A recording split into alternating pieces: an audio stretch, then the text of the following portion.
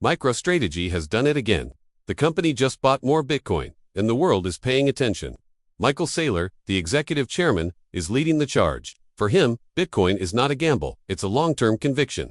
MicroStrategy now holds one of the largest Bitcoin treasuries in the world, billions of dollars worth of digital gold. But why keep doubling down? What does this mean for other institutions? Let's break it down. MicroStrategy has been buying Bitcoin since 2020, when the world was in the middle of the pandemic, and investors were searching for safe havens, while others turned to gold or bonds.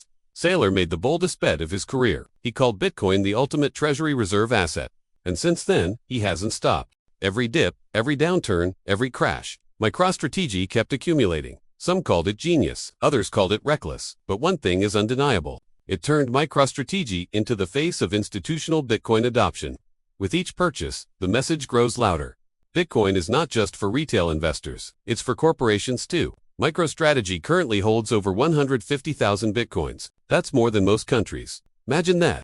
A single company holding more Bitcoin than entire nations. But what does this signal to Wall Street? For one, it shows that conviction matters. When institutions see MicroStrategy still standing, even after brutal bear markets, it builds confidence. Bitcoin is surviving, and Bitcoin is thriving. Institutional investors crave certainty, and Saylor is giving them a blueprint. He treats Bitcoin like digital real estate, something that will appreciate in value over decades, not days. That's a very different perspective from traders chasing quick gains, and it's catching on. Hedge funds are watching. Pension funds are watching. Even governments are watching. The MicroStrategy playbook is simple. Borrow in cheap, buy Bitcoin aggressively, hold for the long term. It's risky, yes, but in Saylor's eyes, fiat currencies are even riskier. Inflation eats away at savings. Interest rates fluctuate. Governments print money endlessly. But Bitcoin has a fixed supply. 21 million. No more. That scarcity is what excites Saylor, and what convinces him to keep stacking. But here's the bigger picture. MicroStrategy is normalizing Bitcoin on balance sheets. When a publicly traded company holds Bitcoin, it signals legitimacy. It says to other CEOs, you can do this too. Already, we see whispers of adoption elsewhere. Tesla still holds Bitcoin. Square, now Block, has Bitcoin. Even banks are experimenting.